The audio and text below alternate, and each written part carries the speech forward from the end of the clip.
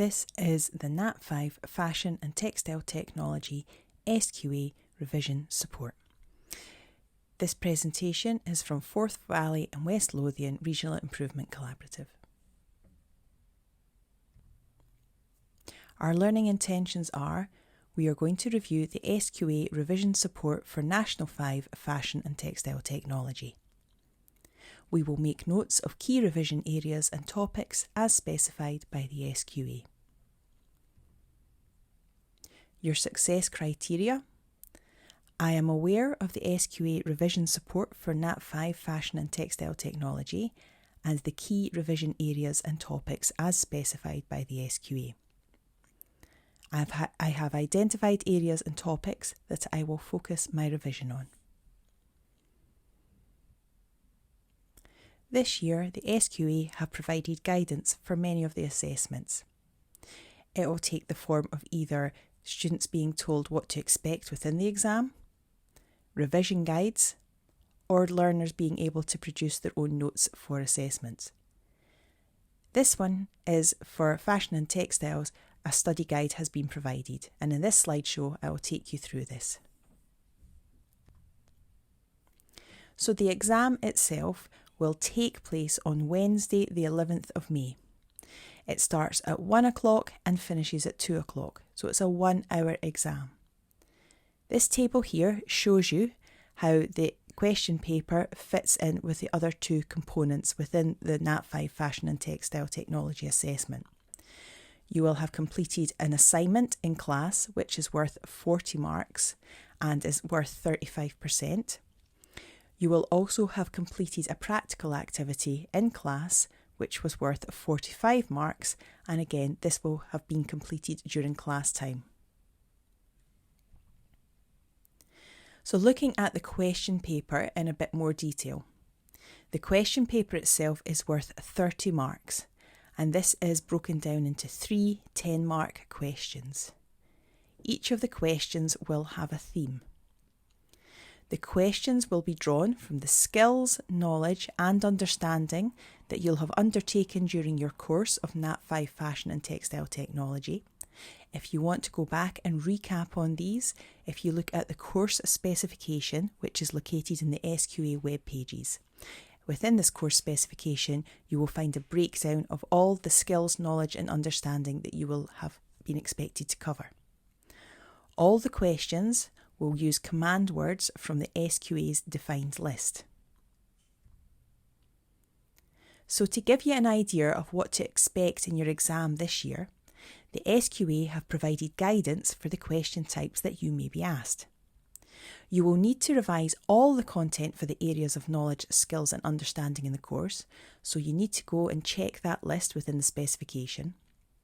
In the exam, you should demonstrate knowledge of textile properties and characteristics, knowledge of textile construction techniques, an understanding of factors that influence fashion and textile choices, an understanding of fashion and textile trends.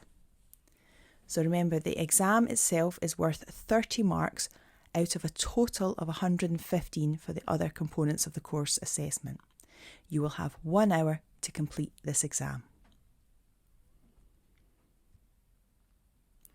To ensure that you get the maximum available marks, you need to be careful that you provide enough detail within your answers. The question type is indicated by the command word, and this indicates the style of the answer that you're required. So the information over the next slides describes the question types that you're going to find within the National 5 Fashion and Textile Technology exam. It's really important that you understand what the expectations of the SQA are for each question type, and if you stick to these, you'll ensure that you get the maximum marks. So the first type we're going to look at is the name, state, identify, check command word. So what the candidate has to do, they have to provide a number of items or facts that are relevant to the question. So an example question of this would be: name 2 types of seam that would be suitable for a denim skirt. So looking at this in a bit more detail. To answer a state, give, name, identify or check question, you will need to list relevant facts which are linked to the question. So for example, state 2 ways to transfer pattern markings. An acceptable answer, this is most likely to be a 2-mark question because it's asking for 2 answers, would be tailor's tacking or tailor's chalk. Each of those, it's just asking you to state, to give or identify, so just short answers. Describe questions. What the candidate has to do. In a describe question, the candidate has to define or give an account of a number of points that relate to the question. So an example of one of these questions would be, describe 4 design features that would be important for a baby's soft toy. In order to answer a describe question, you should be able to give a fact or facts linked to the question. For example, describe an advantage and a disadvantage of buying a hooded top online. An acceptable answer would be, an advantage is that online shopping can be done in the comfort of your own home, so consumers can make purchases at any time of day. A disadvantage is that when online shopping, you can't try items on at the time of purchase. So you can see here, this is clearly given an advantage and a disadvantage, and they've described why. The next command word we're going to look at is explain. For an explain question, the candidate is required to make the relationship between things clear by showing the connection. So an example of this type of question would be to explain 2 factors that should be considered when choosing a fabric for a baby's clothing. To answer an explain question, you should show a clear link between the facts that you give and the context or the subject within the question. Your answer should have 2 parts to it, a relevant fact and an impact of this fact. You will not be awarded any marks for just a simple fact on its own. The fact has to be linked to the context of the question. A good explain answer will usually contain one of the following words: as, so, therefore, and because. Your teacher has probably covered this with you. They may have called it the BATS technique, B-A-T-S. And the B stands for because, the A for as, the T for therefore, and the S for so. It's just another way to remember it. But ultimately, if you use any of these words within your answer, it turns a statement into an explanation. So here we have an example of an explain question. Explain 2 safety factors you need to consider when operating a sewing machine. An acceptable answer would be, it is important to ensure that you are not distracted by other people when using a sewing machine, because you could get your fingers too close to the needle and sew into your fingers, causing an injury. So the first part of this answer is a relevant fact. You should not have people standing near you when you're using a sewing machine that could distract you. The impact of that would be because you could get your fingers too close to the needle and sew into your fingers, causing an injury. So that's the impact. And we've linked the impact and the relevant fact together by using the word because in the middle. If the answer above had stopped after sewing machine, it would not have been awarded a mark because there's no link between the fact and the context of the question.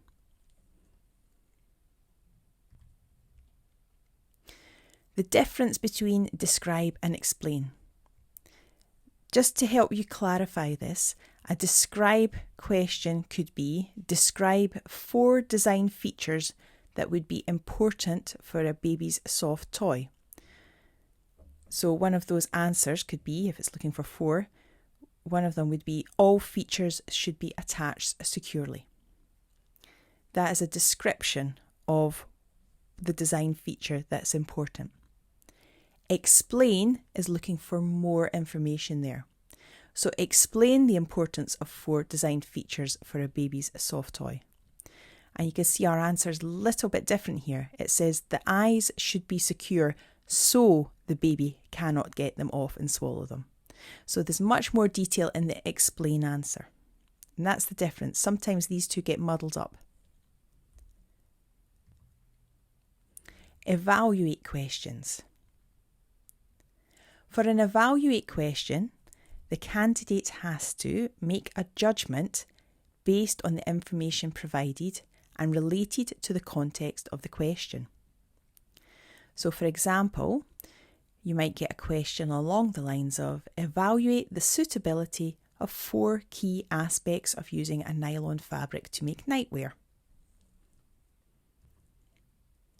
So an evaluative comment should identify a piece of information about nylon fabric. It should include a judgment about using nylon fabric, and it has to be specifically related to the use of the fabric for nightwear. To answer an evaluate question, you should make a judgment which is based on the information given and the context of the question. A good evaluation has 3 clear parts: a fact, a judgment, and an impact. You've possibly come across, or your teachers told you about, the FOC rule: fact, opinion, consequence. You may be using this in other subjects as well. But it does work here as well if you think about your fact being a fact which is based on the information given in the question. The opinion, the O, is a judgment. Is this good or is it bad? And for the consequence, we think about the impact that this fact linked to the context of the question is going to have.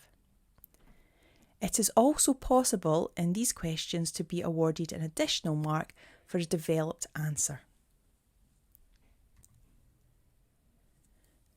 So evaluate the suitability of knitted fabrics for a school jumper.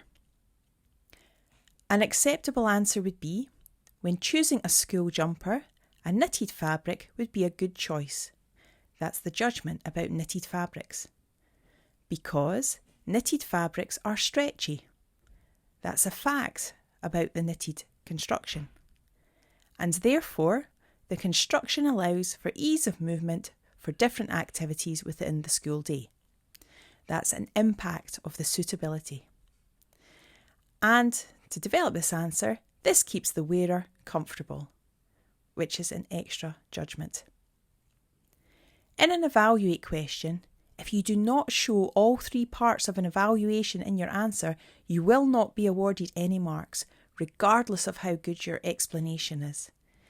Very often when marking these questions, we get lots of good information on there, but there's no judgment. So you must make it clear whether it's good or whether it's bad. Is it suitable or unsuitable? Otherwise, you will not get a mark for these questions.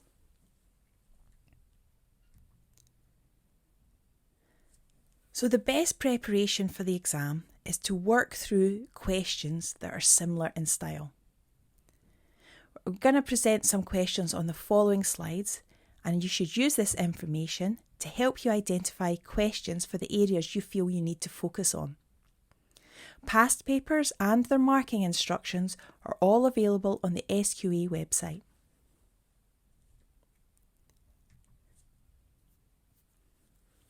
So the first one we're going to look at is explaining and evaluating properties and characteristics of textiles and the application of this knowledge. You must understand the properties and characteristics of a range of different well-known fibres, including wool, cotton, linen, polyester, nylon and viscose. You should also know their suitability for different purposes. The use of these fibres in different fabric constructions, woven, knitted or bonded, can actually affect their suitability. So you must understand the advantages and the disadvantages of each. If you need to revise in this area, you could use these fibres and use them as headings, perhaps create a table, and then decide whether you want to write down different types of constructions that you could use these for, and you could also include advantages and disadvantages of each of these fibres as bullet points.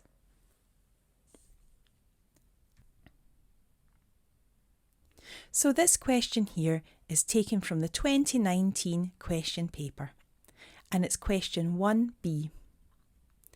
The question is, a 100% polyester fabric is being used for the top.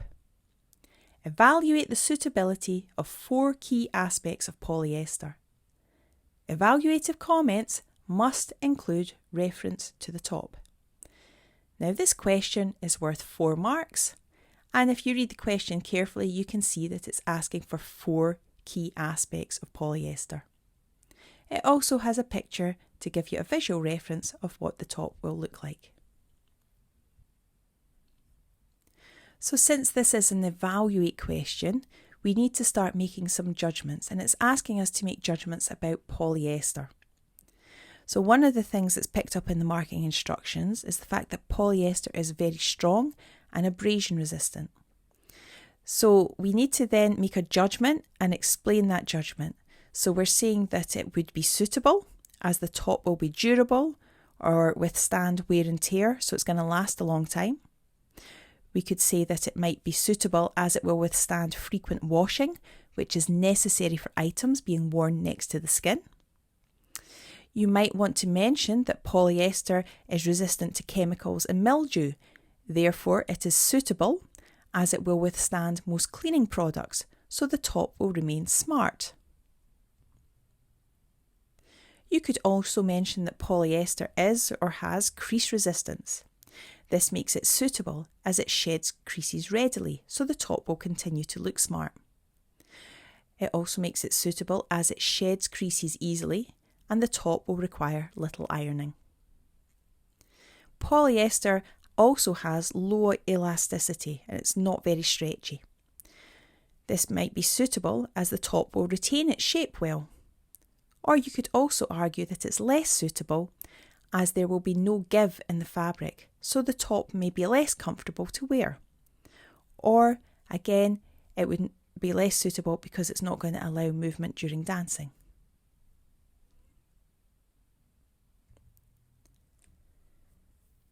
You also might want to point out that polyester is or has low absorbency. This could make it suitable as it will be quick drying so that the top can be worn again quickly.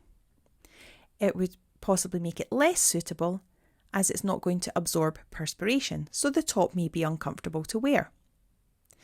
And then finally, within the marking instructions, it suggests that you could have said that the polyester is lightweight or breathable, which would make it suitable as the person might be warm when they're wearing it. And with most SQA answers, any other valid response is also acceptable. So the next question type we're going to look at is explaining and evaluating the application of a range of construction techniques, including the use of paper patterns. Some of the questions for this area are state, give, or name questions. So your knowledge of manufacturing construction techniques and resources for manufacturing must be accurate enough to show enough understanding. You should be able to explain the benefits of specific construction techniques and why they might have been used.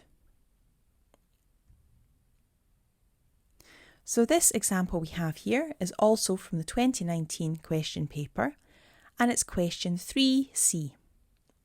Explain why the manufacturer would use each of the following when sewing the knitted fabric.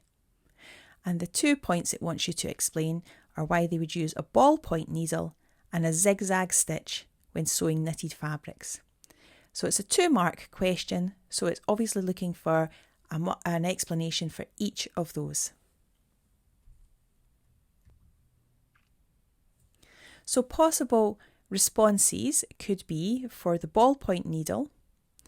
It prevents the needle from piercing and breaking the knit fibres, so it prevents skip stitches, or it ensures that the fabric does not develop holes, or it ensures that the seam does not have breaks.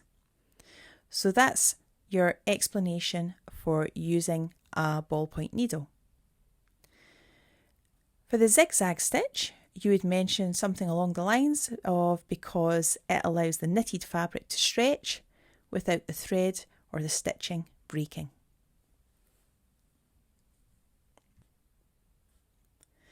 Explaining factors affecting consumer fashion and textile choices, including fashion trends.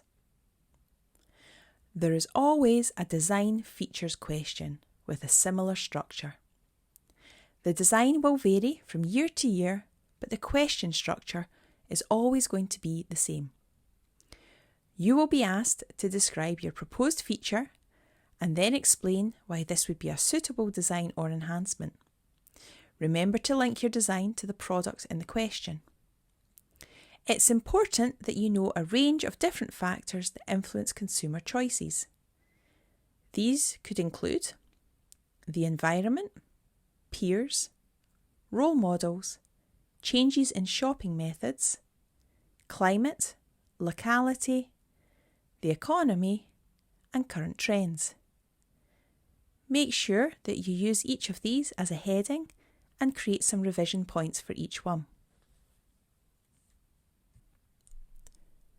So here we have an example from the 2019 question paper. It's question 2B, and it's asking the candidate to describe 2 checks the designer could carry out to ensure that the fabric to be used for the cushion is environmentally friendly.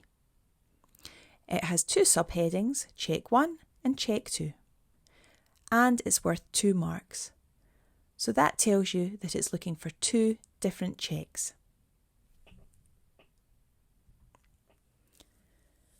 So the marking instructions suggest the following responses. The designer could check that it's recyclable fabric.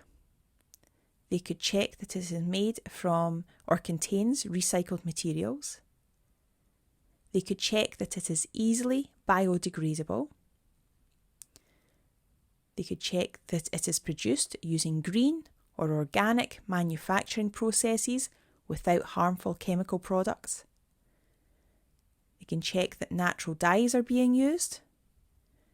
And they could check that the company that produces the fabric has a wide sustainability policy.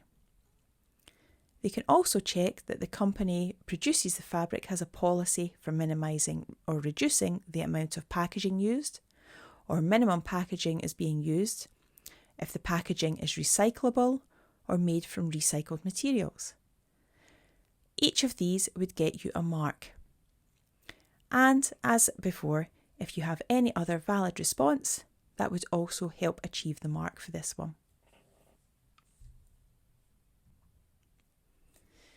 If you're ever unsure of any of the areas we've covered, please speak to your teacher. They're always happy to give you more advice and support, and if there's any areas you feel you need a little bit more help with, they've probably got plenty of resources that they can give you. It's also good advice to study with friends. Studying doesn't have to be something that you do on your own. You can work together, you can set up groups online to help each other. It can be a social experience as well.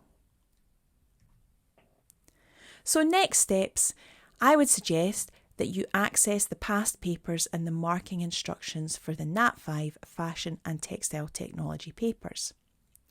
If you go online as well and look at the SQA website, you will find a copy of the information that I've put in these slides, which is the revision support notes for the Nat 5 Fashion and Textile exam.